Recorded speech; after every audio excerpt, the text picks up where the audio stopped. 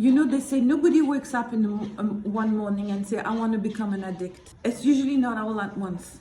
Addiction is a kind of slavery. And this week's parasha is talking about how the slavery started in Egypt. So the children of Jacob came to Egypt. Their brother Joseph was the viceroy, and they were protected, and they were developing, growing into a family. Things happen little by little. The first thing we see that this slavery started with bad feelings. Where did bad feelings started? At the time of Jacob's burial, Esau came and he said, this is not the family plot. I'm supposed to be buried there. I'm the oldest. Jacob should not be buried here. And then we told about the story of how they got rid of Esau and they buried Jacob. But in the meantime, because of Esau had come with all his men, there was a war that started, and the sons of Jacob pursued the sons of Esau and killed a lot of them and captured some of them. One of them that they captured, his name was Zepho. After a few decades, he escaped and he goes to Africa. Carthage, it's a very famous port on the coast of Tunisia, and it's been there for since antiquity. It's very, very commercial activity over there. So he escaped and he goes over there. Basically now he's in Africa. He's in Africa, he becomes very, very famous and very powerful. He becomes in charge of the army, commander-in-chief. I'm going to make it very, very short because this is a very, very long story. I'm going to make it very short. He has one idea in mind, is take revenge. So he's telling the king of Africa in Carthage, we have to go to war against the Egyptians. The Egyptians really are bad. The sons of Jacob are there, and we need to, fight them. Angias, who is the king of Africa, says, no way, they're very powerful. If we go there, we're going to be massacred. There's no way we're going. It took years and years and years of Zepho being a commander-in-chief and insisting all the time, until finally Angias said, okay, fine, we'll do it. Raise an army, start moving the army toward Egypt. Because you have to cross the whole of Tunisia, Libya, and go into Egypt. He has this huge army on the move. Zepho is delighted. Now he has his whole army. He's going to fight the Egyptian and the sons of Jacob. Angias called somebody called Bela ben Beor. Bela ben Beor was a magician. He said to him, listen, I want you to do your magic and see who's going to win this war. And Bela said, if you go to war, you're going to be completely defeated. So Angias called back his whole army and Zepho. He called them back and he says, we're not going to war. Come back. Zepho is furious, absolutely furious. For once, he was this close. He was already on the move, completely abandoned. So got disgusted with Angias, the king of Africa, and he crossed the sea, crossed Mediterranean Sea, and basically he goes to Italy. And over there he says, listen, I'm now part of your thing, and they know he's a very big general, commander-in-chief now. Bit by bit, he makes his way, he goes into the army, and now he's doing the same in Italy. He says to them, we're going to have to, they were called the Kittim at the time, we have to go to war against the Egyptians. This Zepho, it has a lot of people that he told them, you got to fight me. So he goes to Seir, Edom, he goes to Ishmael, he goes to all these different countries, and they tell them, we're going to fight the sons of Jacob. And he goes to war against them, and the Egyptians are losing the battle. Now the Egyptians are told the sons of Jacob, you come into our army also. We need help. We need all the help we can get to fight all these countries. The son of Jacob came with their armor, the grandson of Jacob, because now Jacob, of course, has died. Joseph has died, but the grandson are there, and 150 people, and the Egyptian army is losing. They're losing, retreating, and they called in the back. They called whoever stayed in the back, because they did not fully trust the sons of Jacob, because they figured the sons of Jacob are the cousins from Ishmael and cousins from Esau, Edom, and so they didn't really trust them. They left them in the back. But now that they're really completely outpowered, they called the son of Jacob. They said, come and help us. And the sons of Jacob came to help the Egyptian. The Egyptian ran away, leaves the sons of Jacob by themselves to fight the army.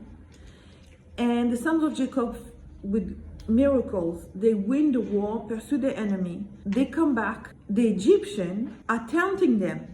And, oh, you, instead of thanking them for defeating the enemy, oh, you are the cousins of, you like the Ishmaelite, or you like the Edomite, you like this, you like that. And they're making fun of them. Number one. Number two, they were deserters, because these people were supposed to be helped by the sons of Jacob, not be abandoned on the field. So basically, the whole Egyptian army was deserting.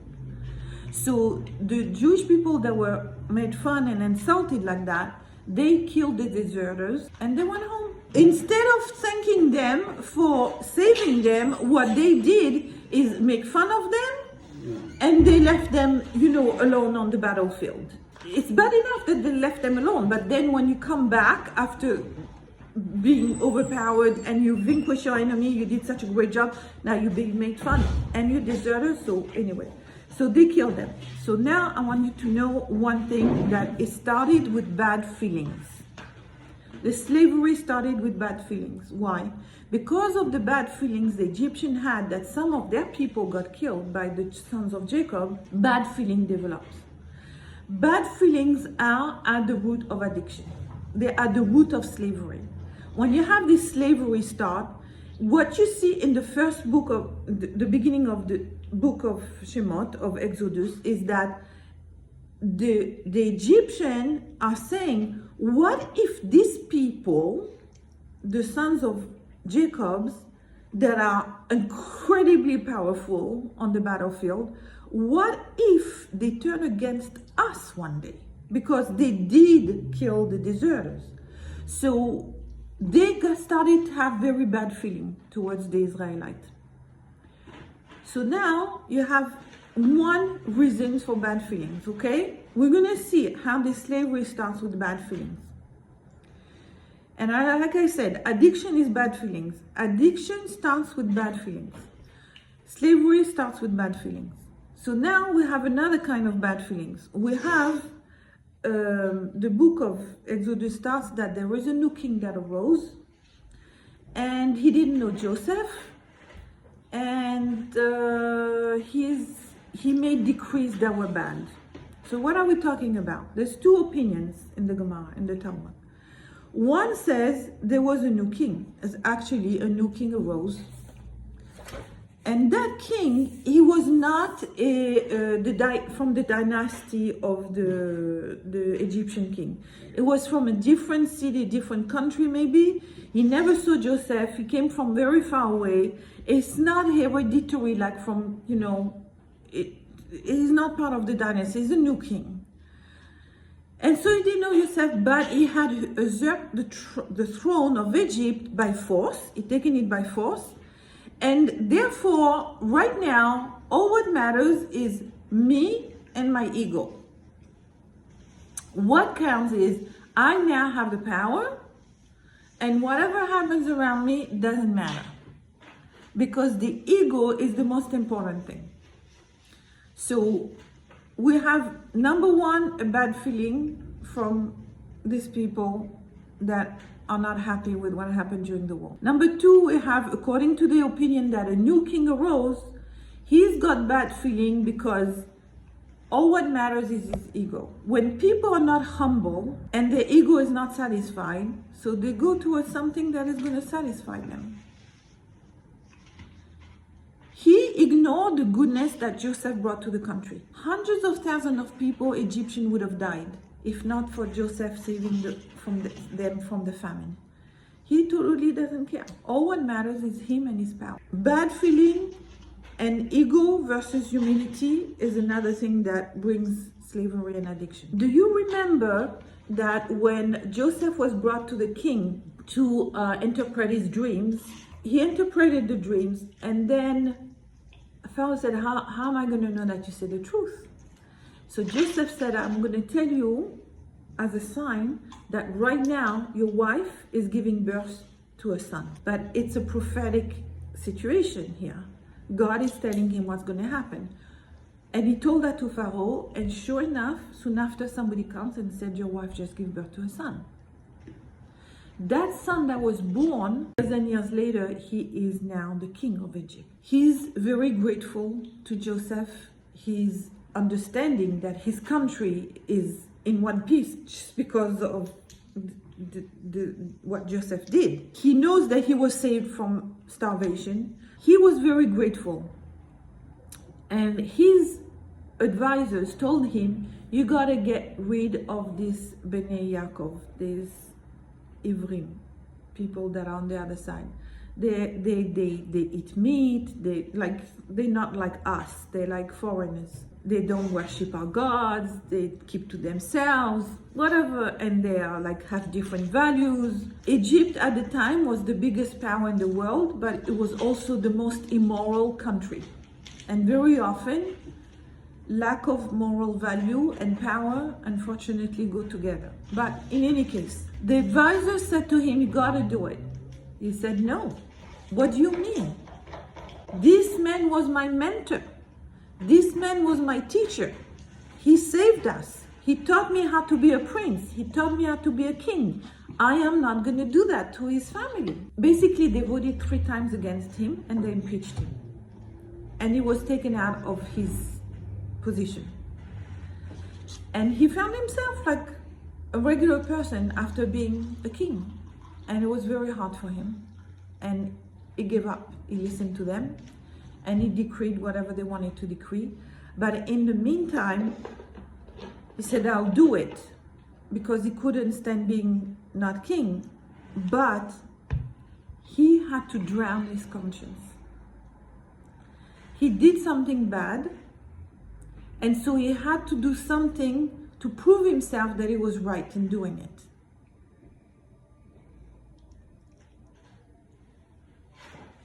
That's why he became even more cruel than a regular person would be. Because basically his conscience is telling him, you owe them, you owe this family your life, and now you're killing them. So it's like when there is a conflict inside a person, bad feelings come always from conflicts. Like a person really wants to be a good person, and then is taking actions that are bad, there's a big conflict. Or a person who is a sensitive person and has to be tough, that's a conflict. Or a person that, has a big ego and now needs to humble himself and apologize, that's another conflict. And all these conflicts are not good feelings. And all these negative feelings, basically, it leads towards slavery. It leads towards addiction. The addiction started slowly. Like I said, some people, they get addicted, all of a sudden they get in and say, okay, this is it. My whole life, I can't live without it. But very often, especially with alcohol and other things, they start little by little. The slavery in Egypt started little by little. First, the people were told, listen, there is a big national crisis. We need volunteers. We need volunteers to help us build a fortified city. The enemy could attack. We're in the low position, whatever. So the king himself come and he's wearing a necklace with a brick on him. And he said, we need to make bricks and we need to make fortified city and we need to work. The king comes and he starts the work. Oh gosh, everybody says, okay, if he's doing it, we gotta help. Everybody comes and join and help. So first they come and help because nationally they feel indebted to the country and they want to help. Nice. So they start helping little by little. What do they found? Only the Jews are doing the work. The Egyptians are not doing the work. And the next thing you know, they say, okay, now you have to work. It's not voluntary, you have to work. And if you don't, then we're going to kill you, and this and that. It's just always like that. Nationalistic movement always said, okay, we're all going to be equal. You see, I am the king and I'm also coming to work. And then always start like that. And at the end, you see that it ends with these people being enslaved. In my opinion, that's how all the communist countries start. They always come and say, we're all equal. The top guy in the Communist Party and the lowest guy, we're all equal. That's what they say, and that's what they, at the beginning, that's what they do. And then very, very fast, what you see is that people on the lower rank are enslaved, and the higher people have all the rights and all the power. You have to show that it's attractive. Addiction is like the slavery. It starts right now telling you, you know what? I deserve, after a hard day of work, I deserve to relax. And so I'm going to drink a little bit. And then it's like, okay, before I go to work, I need a little bit of happiness in my life. I'm going to take a drink before I go to work. And then the next thing you know, it's also at lunchtime, and then this and then it degenerates the whole time. But it never starts like, I'm going to be attacking you, I'm going to be against you. It starts always by something, I'm going to be good to you. Like, you know, the communists, we're going to be equal, everybody's going to have the same thing. Is it true? Never, never, ever. You know, like all the rich people in the Communist Party, they have the big fancy, you know, designer bags and designer item and all the property and all the cars and all the things. What happened? What happened to this idea that we're all going to be equal, right? So, but the way you start is always by, I'm going to be good to you. So the addiction is like this. It does the same thing. A guy, for example, he's shy, he feels out of place, he never knows what to say, he's like, everybody is laughing and he doesn't feel in his, he takes a little bit of drugs or whatever, and now, whoa, I can talk to the girls and I can do this and I can do that. It makes him feel good. So he said, this is it, this is the life. Until whatever made him feel good now is his master, and now he becomes the slave. Always start with the good intention, because that's, like you said, that's how you sell it. Breaking the body and the spirit goes together. So now you have to know that the job to reverse the trend of the addiction is to go to the root. What happened at the beginning? What did I want? I wanted to be able to talk to people. I wanted to feel self-confident. I wanted to feel like, you know, I belong. So all of this now you have to put in place. Because like I said, the slavery starts slowly. Once in the middle of the slavery and you take a courageous step to reverse the trend, see what brought you there in the first place and then do the opposite. That's why fellowship is so important. That's why exercise is so important. Nutrition is so important. Thinking, you know, not always being with the feelings, but thinking. All of this is your path to recover. I want to say something else in this parasha that is interesting. Because we're talking about slavery versus freedom, right? The sons of Jacob were different than the environment that they were living in. The environment they're living in is immorality. They worshipped idols. So this is the environment that the whole country is living under. The sons of Jacob, the Israelites, they're completely aside. They're not worshipping idols. They're not promiscuous. They're keeping their language. They're keeping their clothing, the way they dress. And they're keeping their names. And they're keeping their language. So they are apart. And people don't like it when people are apart. People don't like people are different. The first thing that made people hate is to be different. Because people are afraid of differences. The sons of Jacob are called Hebrew. Hebrew in the Hebrew language is called Ivrim, means they're on the other side. Like we're like this and they're like that. And people didn't like, the Egyptian didn't like it. So there's a lot of bad things happening all along this portion. The slavery starts, it's very dark. The king decrees that he's going to kill all the males, he's going to keep all the women for, like I said, promiscuity and other things. And they're also building things. It comes to a point that people were not given straw, they had to go collect the straw.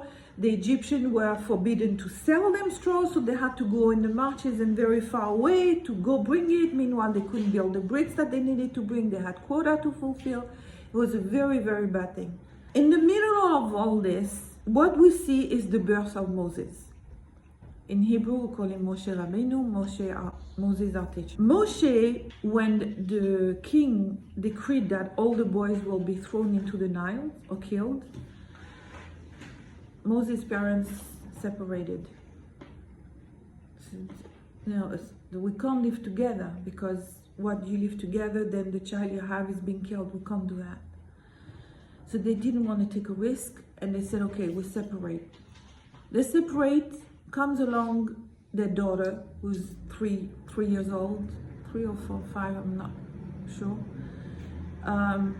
And she comes and they said to them, her name is Miriam. She said to her parents, you're worse than the king. The king wants to kill the boys. By you not being together, because you are the head of the nation, so everybody's following your example now, all the other couple are also separating. So now not only the boys are not going to be born, but also the girls are not going to be born. And she said, you should get back together and you're going to have somebody who's going to be the savior of our nation. The father says, what's the matter with you? You're saying nonsense. He insulted her in front of everybody. I don't want to say more, but she was put to shame. She said, what are you talking about? Look at our situation. It's so bleak, it's so bad. And you imagining that something good is going to happen. She stood by her word. She said, yes, it's going to be like that. Finally, she convinced her parents to get back together. And Yocheved, Moshe's mother, is expected. Moses was born 3 months before. The Egyptian used to go like this. They used to go around the Jewish homes, take a baby Egyptian with them, pinch the baby Egyptian to make him cry. And when a baby cries, usually the other babies also cry. It's like, in the nursery, one starts crying, then everybody starts crying. So they used to figure out, okay, now the baby crying in your home, okay, you have a baby here. They would keep track of who is expecting, who is supposed to give birth, and so forth. Moses was born 3 months early, so they didn't expect him to be born. So they only showed 3 months later. But as they came 3 months later, the mother sees that there's a big danger, her baby is going to be taken away. So she decides to put her baby into a basket with a tar so that it's waterproof. She puts the baby in the basket, covers the baby, and put him in the water. Happen whatever happens. But it's better than God takes care of this baby, whatever happens to him, then people come and kill him. So when Moses was born, it was like a beautiful light in the house. He had 2 brothers and sisters. His older brother was Aaron, and his older sister was Miriam. It sounds a little bit like cruel, like nowadays, like you'd say, who would do such a thing? Kill a baby, when they're born? But you have to understand that I remember people that were pregnant in China with a second child. They knew their child is going to be killed. If it's a girl, not a boy. Okay, still.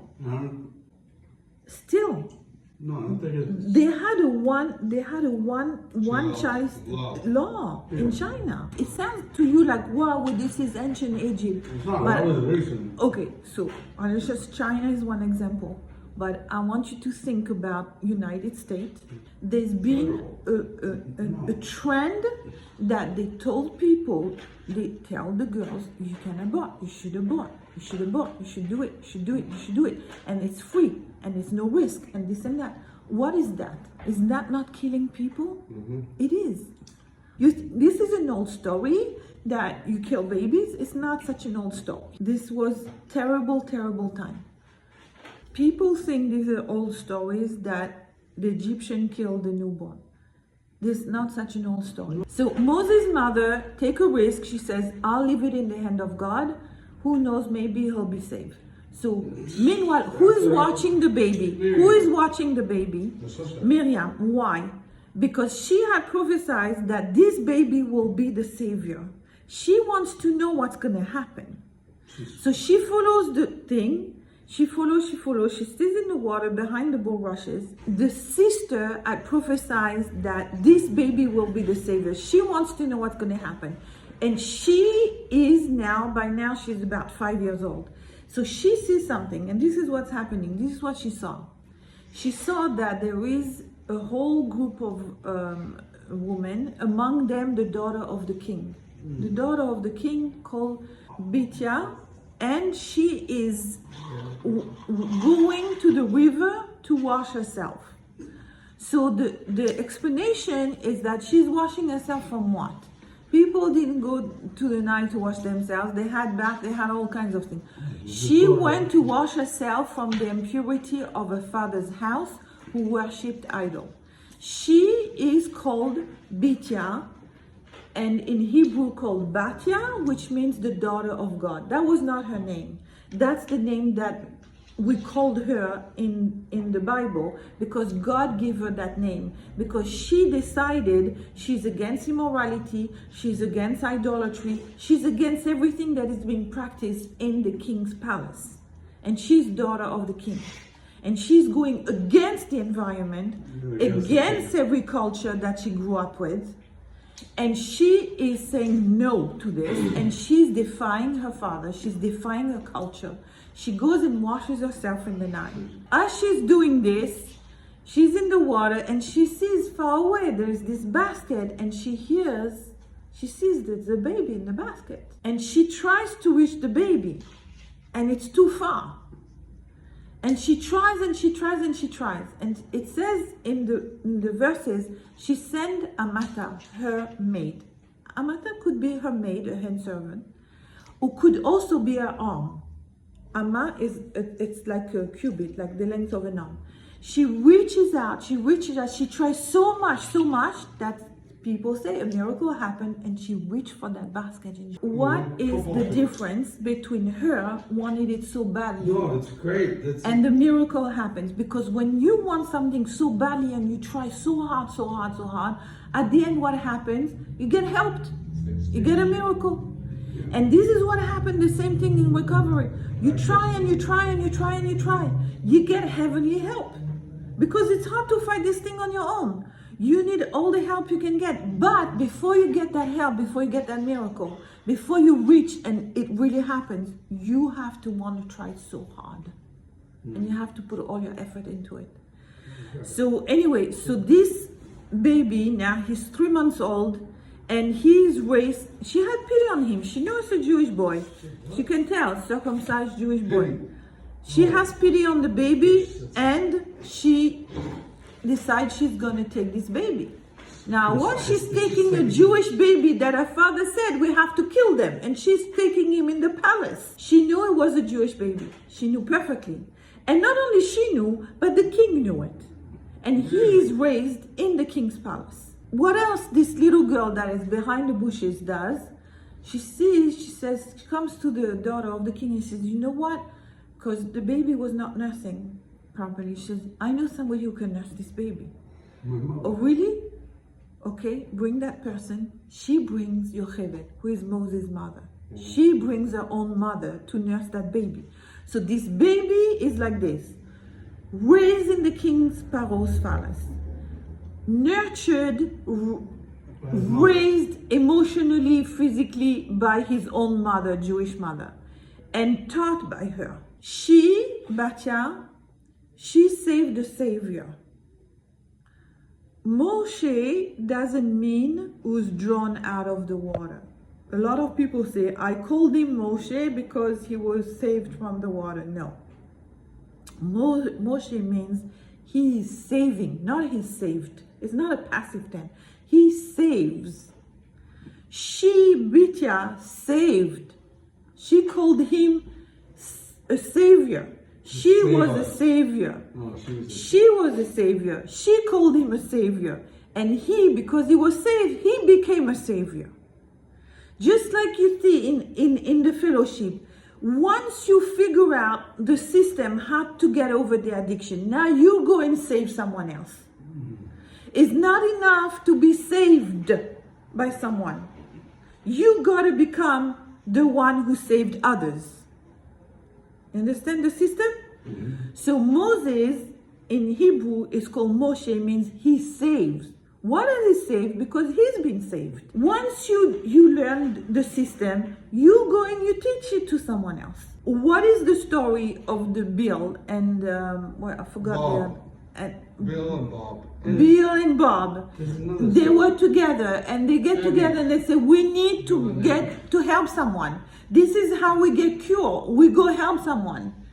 And so they looked and they found a doctor who was in a hospital and they went to visit him. And the guy didn't want somebody who's going to talk him out of addiction. But they said to him, we're not here to come and help you. We're here to help us. We're here to save ourselves. We're not saving you. We need to save ourselves. If you accept to talk to us, you're saving us. So, yeah, okay. So it's okay. So he told his wife they can come to me and talk to me. And he said to his wife when they left, he says, these guys, I'm doing them a favor that they come and see me. They're not coming to convince me not to be in addiction. They're coming to help themselves. How can I refuse? Right? Right. So that's how the system works. You help someone else, you save someone else, but in the same time you save yourself. It's a cycle. Yeah. And you don't know how much you're going to help other people. The chain of event that when you do something good, you don't know where it ends. Yeah, you don't. Because these two people, Will and Bob, they were two people. They were only two people. And now how many people?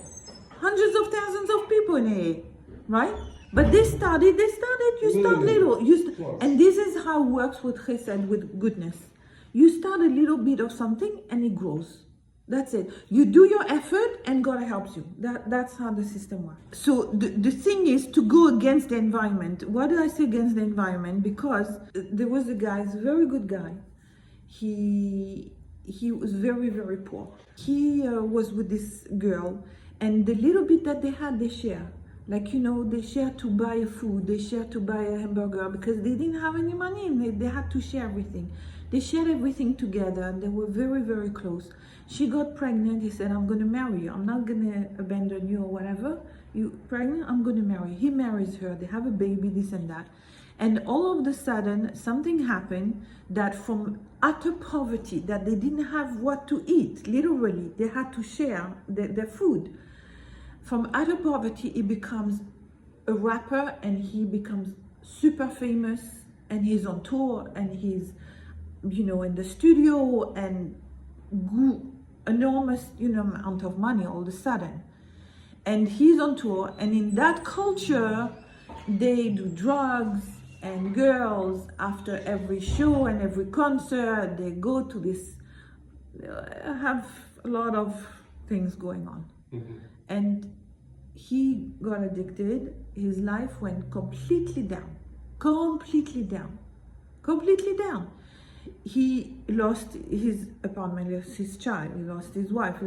Everything went down, completely down. Why? Because the culture. Oh, after concert, of course, you have to have a party with all the girls coming in and all the drugs. And I remember I had one client who says to me, I made a lot of money in these years and this and that because you used to call me after every concert. They told me, okay, bring this and this to this place, bring this and this to this hotel, bring this. And I used to deliver and this and that. And I got so much money for just delivering the goods. And of course, he also took some. Okay, that's a different story.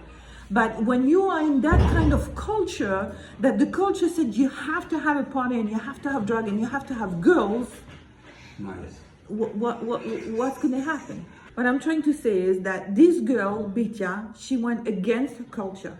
She went against idolatry. She went against promiscuity. She went against all these things that was in her father's house. She went against it. And she was very strong and brave. So that's one thing, that in order to fight this thing, you got to go against the currents, against the culture. She tried very hard and she was successful because she tried very hard. She was very brave. Now, Moses, he was raised by these two women, his mother and his stepmother, right? So the stepmother, Bitya, we talked about her, how she was brave, she went against the current, she decided she's going to have values, and she stood by them. Moses' mother, biological mother, was a kind of the same character. She and her daughter were the midwife for the Jewish people. And the king came to them, he called them to the palace, and he said to them like this: whenever you go and deliver a Jewish woman, if it's a girl, you let her live. If it's a boy, drown the boy. He told them to the midwife, Yocheved. But Moses' biological mother and his daughter, they were the midwives. He told them, this is what you have to do. You don't do this, you get killed. Yeah. This is the job that you're given. It's now, Sure. The tyrant is telling them what to do. What did they do? Not only they didn't kill the children, but they made them feel comfortable, and they talked to them, and they made them feel good, and they cleaned them, and they done them. Okay. They went completely against. It requires a lot of bravery. Now the king sees what not happening, so they were called to the king's palace. Do you think that they're gonna say now what's gonna happen to it? They went with a lot of courage. And when he asked them, why aren't you killing the boys? They said, you know what? This Jewish woman, they like horses. They give birth without the midwife. By the time we arrive, it's too late. Okay? So it's like at the beginning, you could kill them at birth, right? It's like, pre-birth. It's okay, it's natural to kill. That's what they say now. As long as the baby is not born, it's okay to kill the baby. So you have this man, Moses. He is brought by these two women, okay? Extremely brave, extremely going against the value of the environment, and refusing to be bad. They choose good.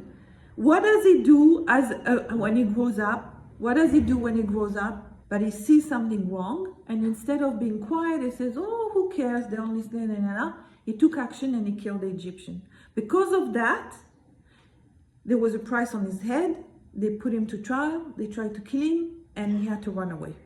That's how he ended up far away from home. The first thing that having the consciousness of being good and doing good is a value that we need to, if we don't have it because we saw it growing up, we need to cultivate that value. Number one, Moses grew up with these two women that taught him well, and he acted upon this all his life.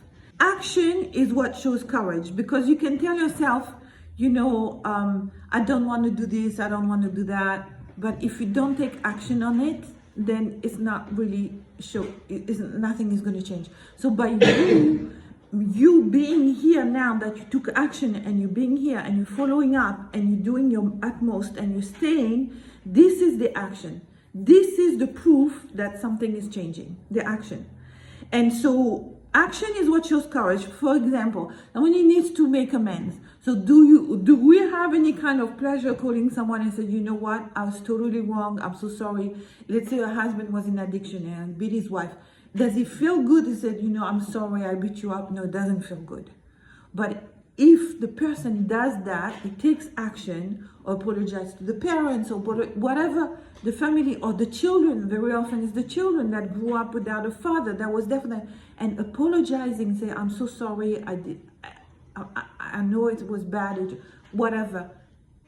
It takes such courage. Picking up the phone, it takes a lot of courage. Apologizing takes a lot of courage. Wanting to help someone when you don't feel like it takes a lot of courage. Going to meeting instead of staying home watching the ball, the football game takes courage. It takes courage. Action takes courage. So to have the ability to fight the addiction takes courage. And courage means that you in the world, that you're present, and you know what you need to be doing, and you're doing it. This is a godly thing.